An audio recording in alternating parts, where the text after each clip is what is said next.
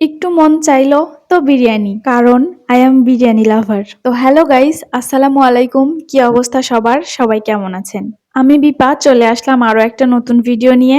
আর আজকে আমি রান্না করব চিকেন বিরিয়ানি। যেহেতু বিরিয়ানিটা অনেক বেশি পছন্দ, তো কোনো রকম একটু বিরিয়ানির কথা মনে হলেই কোনো দেরি নয়, সাথে সাথে বিরিয়ানি রান্না করতে হবে। তো চিকেনটা বের করে সুন্দর করে ধুয়ে নিয়েছি। চিকেনটা আমার ছেলে অনেক বেশি পছন্দ করে, আর ফ্রিজে শুধু চিকেনটাই ছিল, তাই ভাবলাম ঝটপট রান্না করেই ফেলি। এখানে আমি চিকেনটাকে একটু লবণ আর একটু মরিচের গুঁড়া দিয়ে ভালোভাবে মাখিয়ে নিচ্ছি।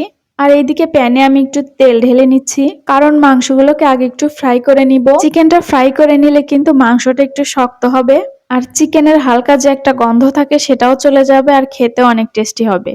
তো প্যানে আমি চিকেনের পিসগুলোকে দিয়ে নিয়েছি। এবার কয়েক মিনিট ধরে একটু ফ্রাই করে নিব। তবে একেবারে যেন ডিপ ফ্রাই না হয় সেদিকেও খেয়াল রাখতে হবে। ডিপ ফ্রাই হয়ে গেলে কিন্তু বিরিয়ানির মশলাটা ভালোভাবে ভিতরে ঢুকবে না, খেতেও বেশি ভালো লাগবে না। তো আমি জাস্ট 4-5 মিনিট একটু ভেজে নিয়ে তুলে নিচ্ছি। জাস্ট একটু কয়েক মিনিট কালারটা চেঞ্জ হয়ে আসলে তুলে নিব। এবার ওই তেলেই কিন্তু আমি কয়েক পিস আলুও ভেজে নিচ্ছি। বিরিয়ানিতে আলু না হলে ঠিক জমে না। আলুটা ভেজে নেওয়ার পরে পোলাওয়ের চালটাকে পানির মধ্যে দিচ্ছি সিদ্ধ হওয়ার জন্য।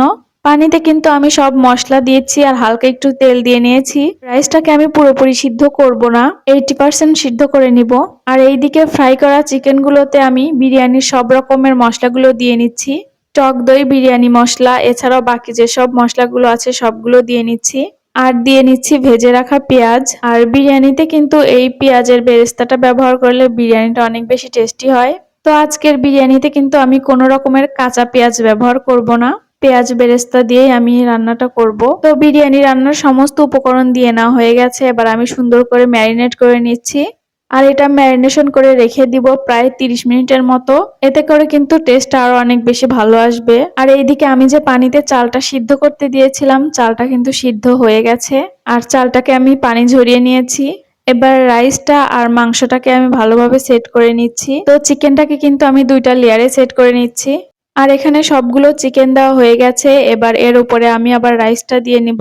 তবে চাইলে কিন্তু চিকেনটা নিচে দিয়ে উপরে রাইসটাও দেওয়া যেত, কিন্তু ওভাবে রান্না করলে নিচের চিকেনটা কিন্তু পুড়ে যাওয়ার একটা চান্স থাকে, যার কারণে আমি 2টা লেয়ারে সেট করে নিয়েছি।